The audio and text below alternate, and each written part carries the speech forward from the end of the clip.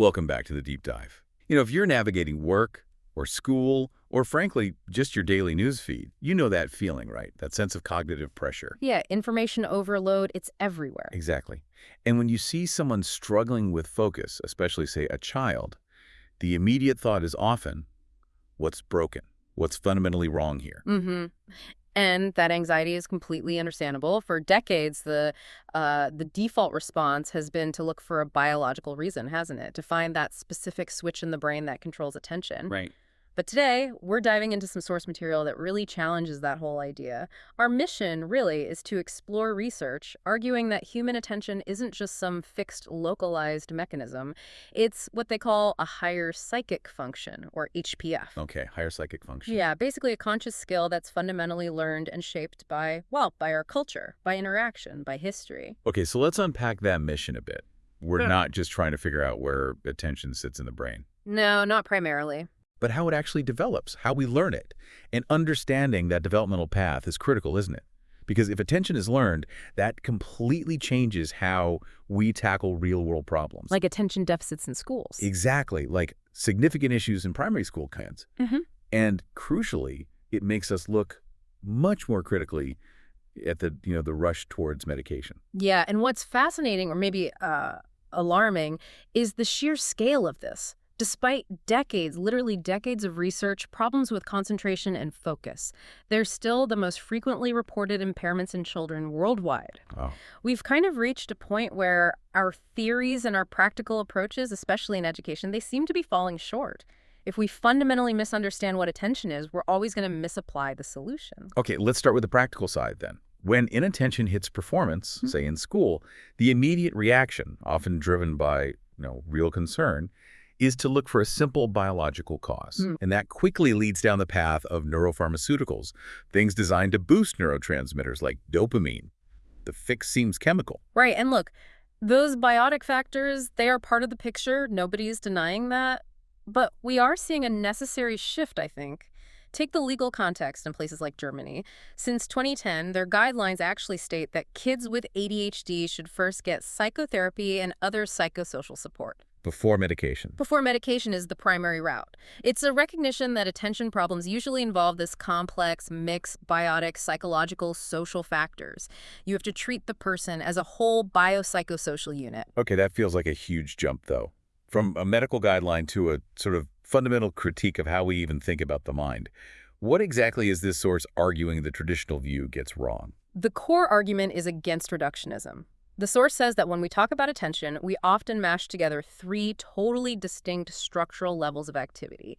Each level operates by different rules. And mixing them up causes problems. Massive errors, yeah. If we don't see the differences, we risk fundamentally misunderstanding what's going on. Okay, so lay out these levels for us. Right. First up, you've got the nerve level. Think basic stimulus response. A reflex, like blinking if something flies at your eye, it's involuntary. Behaviorism often studies this level. Simple reflexes. Got it. What's next? Second is the behavioral level. This is more about basic information processing, but using pre-linguistic stuff, images, gestures. Think about how a baby or even an animal navigates the world before language. Cognitivism often focuses here. Okay, reflexes, basic processing. So we have level 1 and level 2. Why can't we just tweak level 1 with medication to fix problems at level 3, like conscious focus? Because level 3 is qualitatively different. It's the activity level. This involves meaning, culturally specific signs like language, and conscious, intentional actions. It's uniquely human, you could argue. So the danger, the reductionism, is trying to fix a complex conscious function, that's level 3, only by messing with lower nerve processes at level 1, say with a pill. Mental functions, especially these higher ones, they aren't like little switches in one spot in the brain. Right. They're organized in dynamic, complex systems across different brain regions. If your attention problem is fundamentally about a failure of intentional control, just tweaking a chemical related to reflexes, well, it might help manage symptoms, but it's not addressing the core issue of learned conscious regulation. Okay, so if attention involves conscious control, and that control requires intent, where does that ability actually come from? This Vygotsky approach you mentioned, it splits attention into two different forms. That's right, two qualitatively different forms. We start with the natural form of attention. This is the instinctive, reflexive kind. It's about survival, basically reacting automatically to the strongest stimulus in the environment. Like a loud noise or sudden movement? Exactly. Think of it like a natural volume control. Its biological root is something called the principle of predominant. If one stimulus, like that loud noise, is strong enough, it creates a dominant focus of stimulation in the nervous system that just automatically inhibits other weaker inputs. It's involuntary. No conscious effort needed. Okay, that's the baseline. But then there's the cultural form of attention. This is the new quality, as the source calls it, the kind we need for, well, modern life. Precisely. This form is conscious and arbitrary. It's the kind you use when you deliberately make yourself focus on reading a dense report instead of, checking your phone. And crucially, it only arises through cultural development. It's not innate. How does that happen? What's the mechanism? It's a huge leap, actually. For humans to gain the self-control, they need internal tools. And this requires using cultural means, specifically signs, and especially language, to make your own attention the object of your mental activity. So you use words, internal symbols? Yes. To detach the mental image, the idea, from the immediate presence of the physical thing or situation. A word lets you hold on to the idea of the task, even when the task isn't right in front of you. Right, so you can deal with the representation mentally. Right. That allows you to control your attention internally. Yeah. Okay, that makes sense.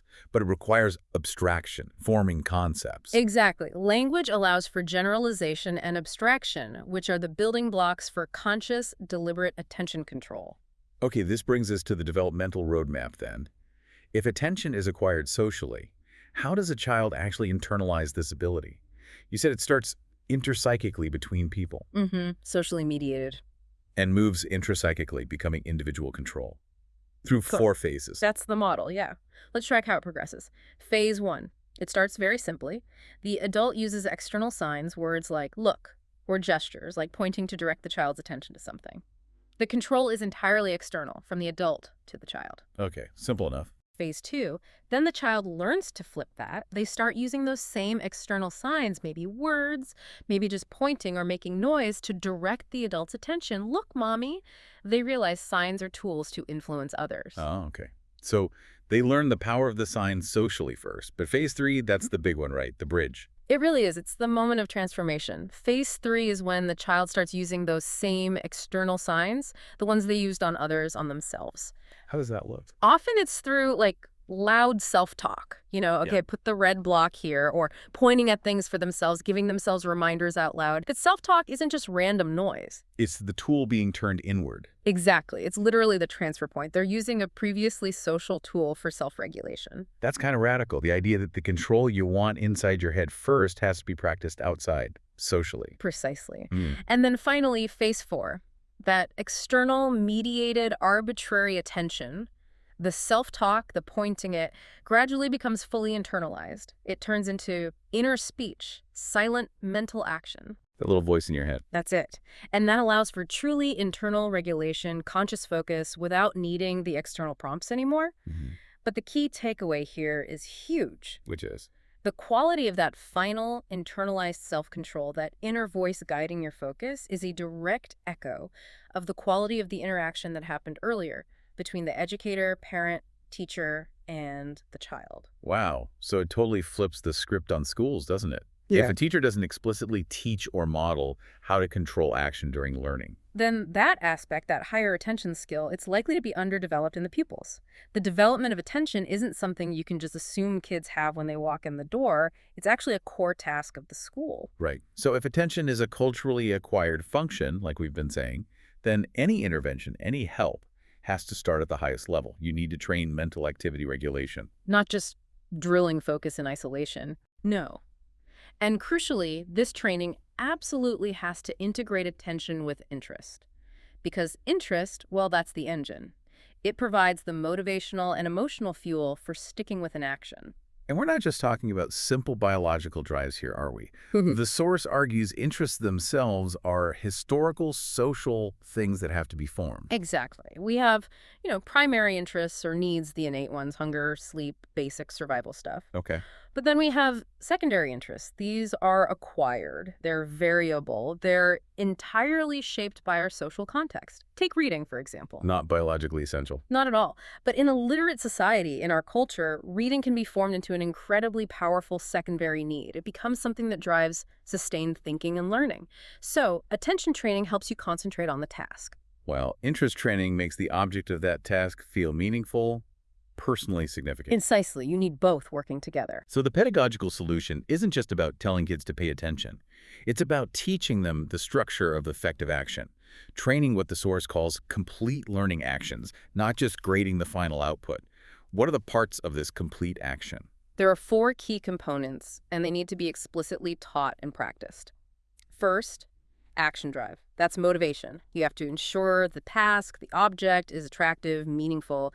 Ask, why are we even doing this? What makes it relevant? Okay, the why. Second, action orientation. This is the planning stage. Creating what they call an adequate orientation base. Setting the goal, understanding the steps, choosing the method. This requires intense, focused internal attention. Planning it out. Third, action execution, the actual doing part. And this might involve providing support, like sensory scaffolding or breaking down steps to help with the implementation, whether it's physical or mental. Doing it with support if needed. And finally, absolutely critical, action control and evaluation. This is the reflection loop, comparing the plan, the goal, with what actually happened, what worked, what didn't.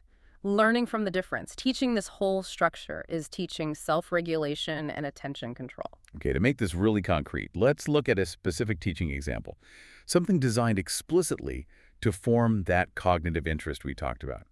Maybe using those stages of interest development, like an experiment with seeds. Yeah, the seed experiment is a great illustration. There are basically 3 stages to move from just, basic curiosity to genuine driving interest. Stage 1. Awakening curiosity. You start with a real encounter, something engaging, maybe watching seeds fly in the autumn wind. Then you pose broad, open-ended questions like, why does nature make so many seeds? Or what would happen if all the seeds just drop straight down under the parent plant? That immediately highlights a problem, right? Overcrowding, competition. Okay, get some thinking. Then stage 2, developing interest through questioning. How does that work? Here, we have to move beyond just noticing. The questions need to become more focused, creating a real need for an answer. You pivot to WHY and how W. For example? Okay, why do some seeds have these little wings but others don't? How does the size of the wing or the weight of the seed actually affect how far or how long it flies? The goal is for the student to feel the gap in their knowledge, to want the answer. Right, creating that cognitive itch. And then stage 3, consolidation through action and strategy. This sounds like where the higher attention really comes in. Exactly. We can't control real wind easily, so we build a model. Maybe design a paper simulation of a winged seed. The teacher guides the process, promoting cognitive strategies by planning the experiment together. Like deciding what to measure. Right. What's our goal? What variables matter? How will we measure flight time or distance? How do we control for weight? Maybe using paper clips as standard weights.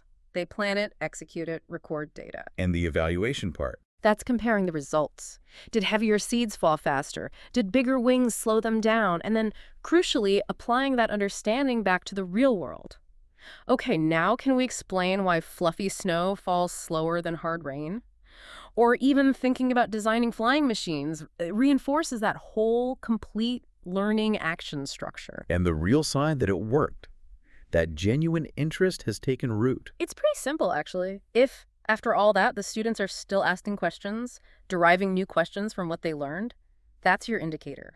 That shows genuine, developed cognitive interest, and it means those higher attention skills are active and engaged.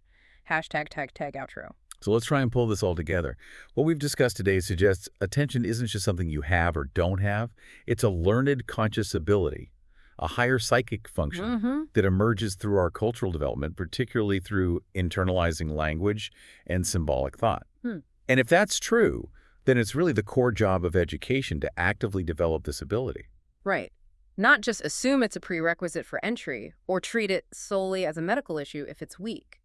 The school has a fundamental role in building it. Viewing attention this way really forces us to think differently about solutions, doesn't it? It suggests the most effective approaches often lie not just in, say, biochemistry. Although that can play a role. Right, but maybe more fundamentally in educational and psychological interventions. Things that focus on structuring the learning environment, on cultural mediation, on teaching those complete actions. Exactly. It's about building the function through guided practice and meaningful engagement. Okay, so here's a final thought to leave you with.